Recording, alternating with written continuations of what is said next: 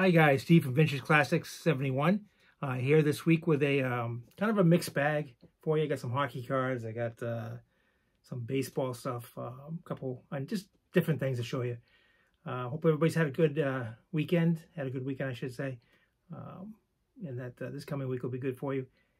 As you know, today's Monday. It's my video day, but I got one card in. I haven't had a lot come in. I got a bunch of them that should be coming in the next week to week and a half. So, but I got this one the other day, the 1956 Topps Bob Feller. It's only a PSA 1, but I like the way it looks. It has a little bit of a paper loss, a tiny spot. Get these glasses off here. Tiny spot underneath his foot. And the corners are a little rounded. The back is clean.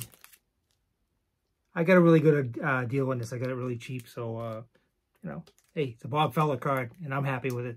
That's the thing about collecting cards. Not everybody, you don't have to collect PSA 7s, 8s, 9s, and 10s. If you can get a 2 or a 3 or sometimes even a 1 in decent shape, you like it, that's all that matters. So I was really happy to get that Bob Feller card. I'm going to do a little bit of hockey, show you some hockey cards. Guess I should put my glasses on to see these. So the first one's going to be a 1970 card. It's a Doug Favell from the Philadelphia Flyers, goaltender. My nephew, Eric, is a huge Flyers fan. Not me. I'm a Bruins fan. Don't like the Flyers, the Rangers, the Canadians. Just teams I grew up as a kid not liking. So here's a 1970 also of Dennis Hextall of the Kings. Had a little bit of a reputation being a little dirty. Got into a little scrap with Bobby Orr one time. But definitely was a colorful player. Next up, same year, Bill White from the Kings. Bill later went on to a longer, steady career with the Chicago Blackhawks. They're nice looking cards in the back. All right, next, this guy was crazy. My glasses are fogging up on me for some reason. The Bobby Schmartz. It's a 1973-74. Can't even see with these glasses. He played for Boston, for the Bruins for a long time too. Like I said, crazy guy, colorful, really colorful player. Fit right in with the Bruins in the 70s. Tough player. Had that tough hitting mentality. Didn't back down. So he was a fan favorite in Boston. But that's Bobby Schmartz. Next up is the same year from the Atlanta Flames, not the Calgary Flames, Phil Muir. One of their 2 goalies they used to use back then, him and Dan Bouchard. But that's Phil Muir. He was a good goalie. Didn't have a lot of talent in front of him, but good. He was a good goaltender. All right, from the Detroit Red Wings, you got Roy Edwards.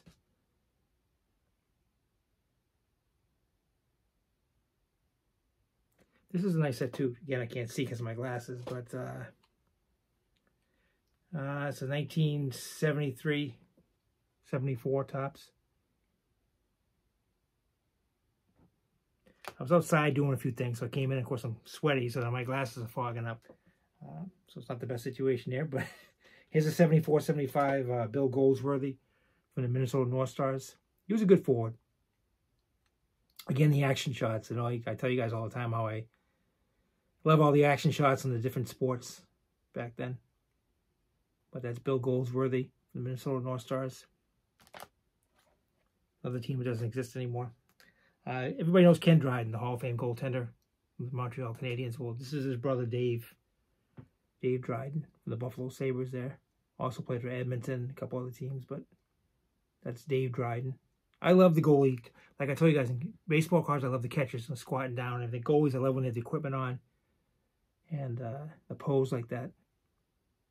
Which is was a little bit more prevalent in the 60s and 70s than you see today. So, in fact, I don't think they make them with that anymore. Here's a 73-74 NHL semifinals. Canadians 4 games to 1 over the Flyers, over the Philadelphia Flyers. Nice playoff card from that time. I always remember these cards this particular year. I was 10 years old, and my grandfather bought me the whole box, which back then was a big deal. And I just loved ripping them all open, and yeah, I was always into cards anyways, but this set reminds me so much of him in that time. You know, cards are a great thing because they, at least for me anyway, speaking for myself, they bring back a time when things were a lot more simple, not so complicated as life is today. You know, these cards, you look at them, you can remember as a kid opening a pack and getting them and being excited. You remember a certain place. You know, the funny thing is, I remember, this is going to sound like it came out of nowhere, but I always remember John Mayberry from the Kansas City Royals, Big Bad John. That card, for some reason, when I was a kid, I got 2 or 3 of them one time. I know we used to ride our bikes to a convenience store and then come back and rip our packs open and trade, but it seems like I got 2 or 3 of John Mayberry's, and I always remember that card, so I have it in my collection, a couple of them, and it just brings me back to the time when I can remember riding my bike, getting back to our house. We'd be sitting in the garage because it'd be cooler, and trading with my friends and everything. But it's cards are a wonderful thing. I mean, all hobbies, stamps, coins, but something about sports cards, whether it be baseball, football, basketball, hockey. I just love all the cards, especially, like, you know, hence my name, Vintage Classics.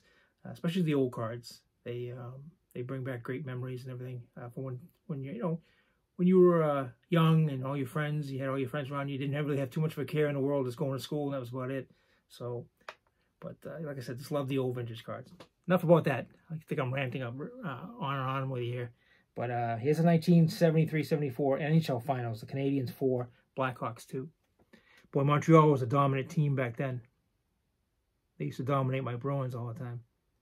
I went to bed many a night, sad after losing to Montreal. I can remember when none of the friends were around. You know, there was times when nobody was around to go play with. I'd be in my garage with the hockey net and shooting the puck. I'd put a trash can in front of the net, so I had to pick my corners. And I was always the Bruins playing against Montreal. So, of course, when I played, the Bruins came out on top. But all right, from the St. Louis Blues, you got Phil Roberto.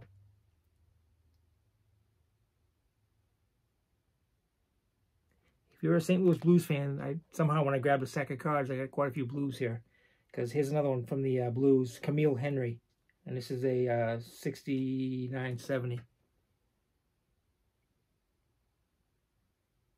Love hockey cards, too. I love all the cards. Baseball, I have mostly my collection is baseball. But I do have a large hockey, football, and basketball collection, too. But like I said, I love them all. I even have some wrestling cards. But maybe one day I'll do a video on it. Not a lot of them, probably maybe 40 or 50 of them. That's about it. All right, from the Blues also, you get defenseman Jim Roberts, 71-72.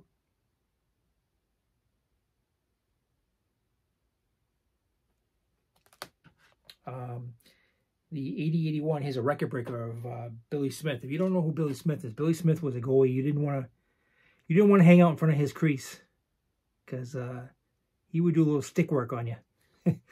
Of course, in those days, things were a little bit different. The game was a different sport than it is today. I mean, I'm a diehard hockey fan. I love hockey to this day, but it's not the same as it was growing up as a kid in the 70s and before that. They'd hand out their own discipline. There was fights. You know, if you cheap shot at somebody, you were going to pay the price because every team had, 2 or 3 guys that could drop the gloves at any time and settle the score, shall we say? But but hockey is just a notch below baseball. Baseball and hockey are my favorites. Basketball and football are tied right behind them. So next from the St. Louis Blues, you got center Gary Unger.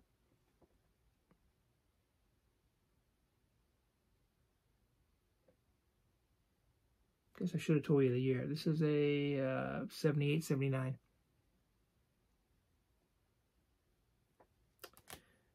From the same year, from the New York Rangers, Walt Kachuk. Good player. Not a big-time scorer or anything, but the type of guy you had to have in the corners, get the puck out, go in and muck it up a little bit. Every team has to have him. That was the Rangers guy. Another one from the same year, from the St. Louis Blues, Red Berenson.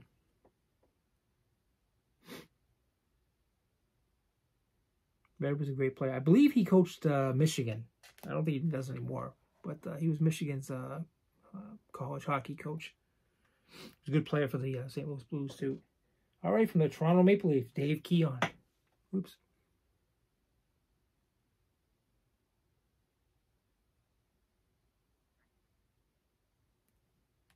Let's see, we got a few more hockey ones here. From the Philadelphia Flyers, Ed Van Imp. Good defenseman, stay-at-home defenseman.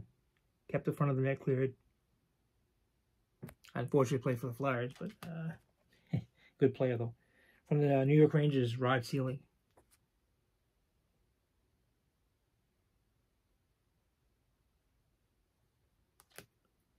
My buddy I told you about in the last video, Caesar. He'll be happy because he's been asking me to show some hockey cards. So I figured I'd mix some hockey cards in today. So this is for you, Caesar. All right, from the California Golden Seals, Harry Howell, defenseman. The card's got a little stain on the bottom of it. You guys remember the Golden Seals? They had the white skates. Colorful uniforms. I actually saw them play one time with my dad as a kid. I was a young kid when the Seals came into town. They weren't a good team, but like I said, not too many. They had like the white figure skates almost. That's what they were wearing. From the Pittsburgh Penguins, goaltender Les Binkley.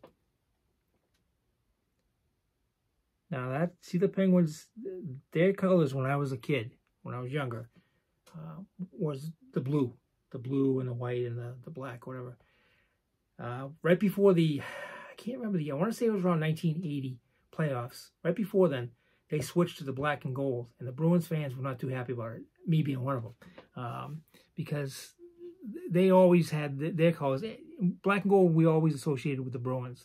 But then Pittsburgh adopted those colors. So needless to say, Bruins fans weren't too happy about that. But we did win the series, so that's good. All right, from 1979-80, Stanley Cup Finals, you got semifinals, rather. You got the Canadiens squeak past the Bruins, like I told you. It was a rough time back then for us. Had great teams. I shouldn't say it was a rough time. It was a rough time at the end of the year when we couldn't get past Montreal, but... All right. And then 71-72 from the Chicago Blackhawks. Here's Bill White. Remember I showed you when he was in a Kings uniform earlier? This is what he's more known for, playing for the Chicago Blackhawks. Good defenseman. I love the Blackhawk uniform. I love all the original 6 teams' uniforms. You can't go wrong with any one of them. So, all right, from the California Golden Seals, goaltender Gary Smith. Told you the green and the gold.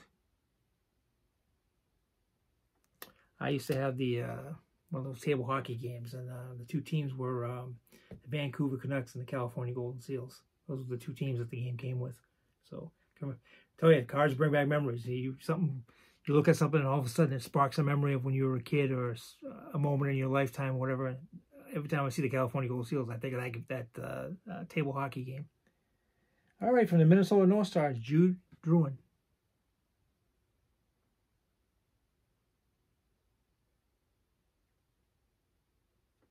All right.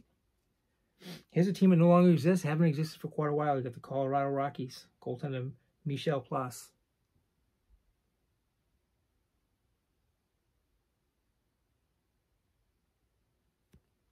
All right. From the California Golden Seals, forward Joey Johnston. Oops. Put it too close to the camera there. I believe this has been working better for glare. The way I position the camera now, and instead of shooting from the side. So, and the Chicago Blackhawks goalie Gary Smith. Is that pose I was telling you about that I really like a lot. This is an O-Pee-Chee card. All right, and the last hockey card I'm going to show you is actually 3 cards on it all together. You got the great Bruins line. You got Phil Esposito, Wayne Cashman, and Ken Hodge.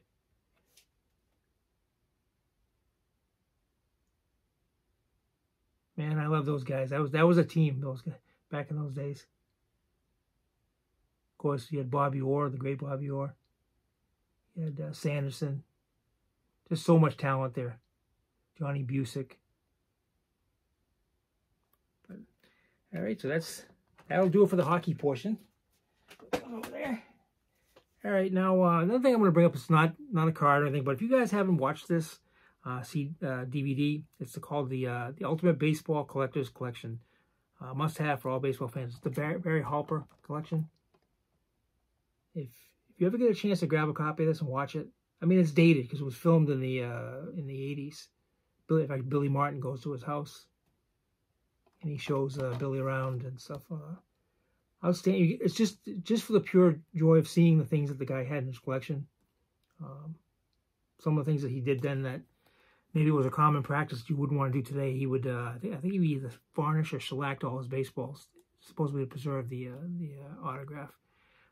Maybe didn't take in consideration as they got much older, they tend to yellow, turn yellowish. But stuff like that, that was different than today. But his collection is something else. If you have a chance to watch that video, by all means, it's worth the time. It's about, let's see, maybe an hour and a half long. But like I said, it's something that you would enjoy watching.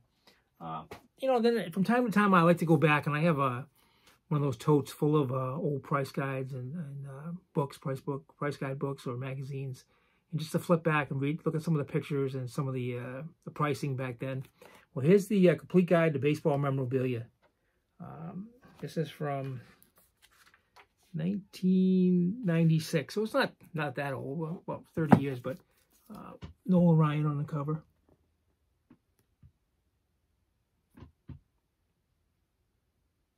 But like I said, it's just to flip through and see the different pictures of cards and what they were worth back then and what as opposed to today. I don't know. I find it interesting. I got a bunch of them that I kept. I'm glad I kept them all these years. So, all right. Next, I got let's see, some more books to show you. I'm a big Baseball Digest collector. My grandfather. It's another story here.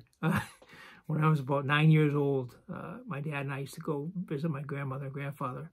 And we'd have lunch with them and stuff like that.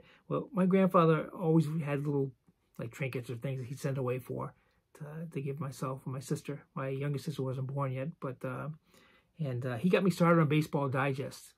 So I have them going back to the 70s. I don't have all the ones from when I was a kid, but some of the 70s. But I just grabbed a handful of these are more recent in the 90s just to show you. But I loved it when I still subscribe to this day to Baseball Digest, but now it's I got one right here. I don't want to jump out of the picture, but hold on one second.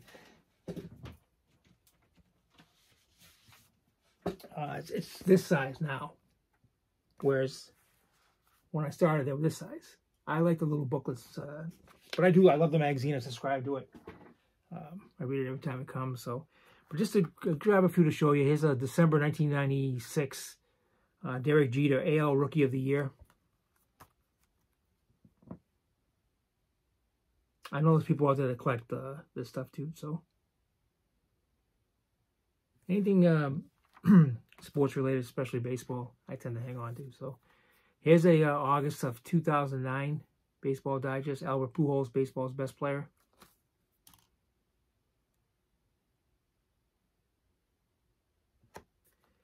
Here's a November of 96, Mark McGwire, the A's home run machine.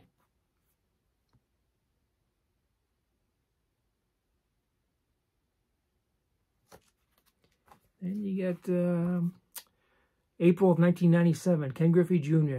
led the Mariners. Will Ken Griffey Jr. lead the Mariners to a title? We all know the answer to that. Although he was a great player, they never seemed to win it all. But that's that one. And then I have a bunch of who's who in baseball. This happens to be the 1972 one.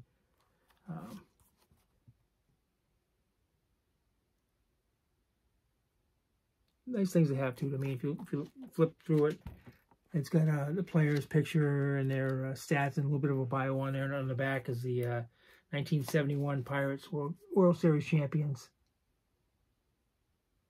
So that's it for magazine. Well, I take that back. I got one more thing to show you. I've got a Sports Illustrated from 1975. The Battle of Fenway, Boston's rookie sensation, Fred Lynn. It's actually signed by Fred Lynn at the bottom. You can see that. Here's his autograph. And here's the magazine. Fred Lynn was one of my favorites. I love Fred Lynn and Jim Rice, the Gold Dust twins. But like I said, unfortunately in 75, I don't want to preach too much because I've said this in other videos. I really think had we had Jim Rice, that might have been a little bit of a different outcome of that series. But you got to get the Reds to do. Both those teams were great teams. Probably the greatest World Series. But this is from July 7th, 1975. The magazine cost 75 cents back then.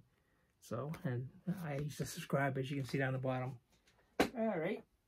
And then I've got the last thing I'm going to close with. Going through my stuff, and I had 7 or 8 of these. And I had to order. Unfortunately, I couldn't get the size holders that would hold them ideally closer to their size, so I had to get a little bit bigger ones. But they are the 1970 Topps posters, baseball. Here's Phil Necro.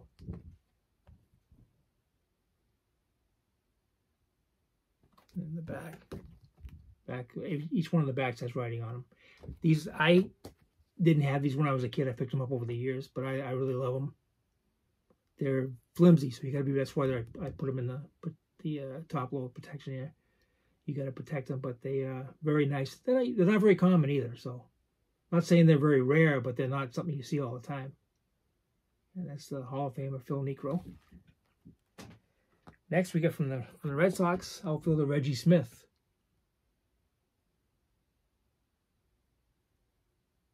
That's a nice looking one too. And from the Detroit Tigers, the last 30-game winner, Denny McLain.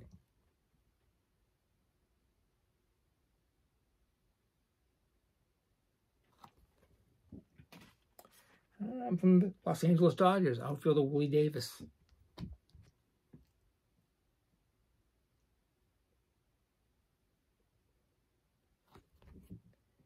And from the Philadelphia Phillies, actually pitched for my 75 Red Sox, Rick Wise. Like I said, I love these, the way they look. They came folded up, as you can see in the back. I don't know if you can, yeah, you might be able to see a little bit of the folds right there. They were folded up in packs. So a lot of times they'll be ripped, or they're starting to separate where the fold lines are. This one is not. This one's actually in really good shape, other than the writing. It's on the back. But like I said, for me anyways, whenever I can come across these, I try to pick them up, as long as they're, as long as they're priced reasonably. Because they're just something different that you don't see all the time. From the Kansas City Royals, get Ed Kirkpatrick. That pen's in my way there. There we go. I have more problems with these 2 pens. I should just move them off my desk, but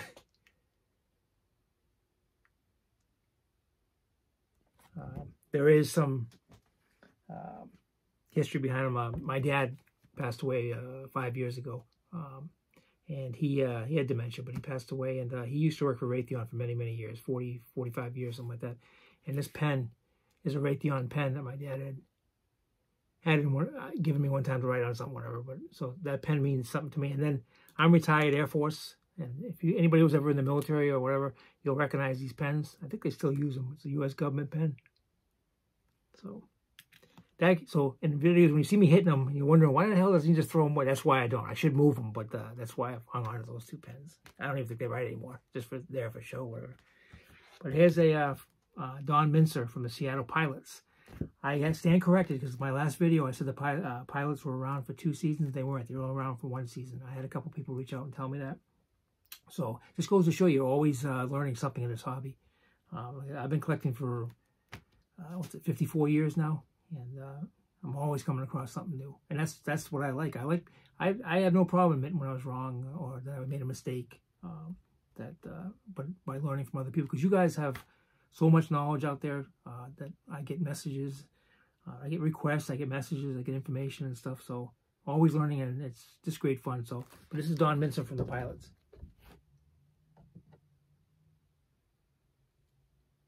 Oop, almost dropped it.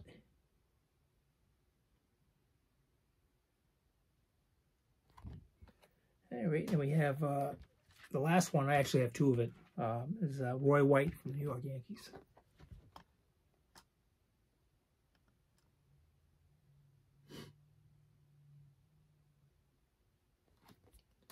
All right.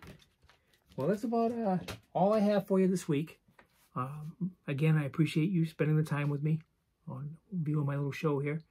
I look forward to it each week. In fact, during the week, I think, what the hell am I going to show, excuse me, that I haven't shown already? I mean, I have different things, but it's just a matter of putting them together. I may do a show in the coming weeks where I go through a list of some players that I think should be in the Hall of Fame in baseball, and maybe show some of the cards that I have of that particular player.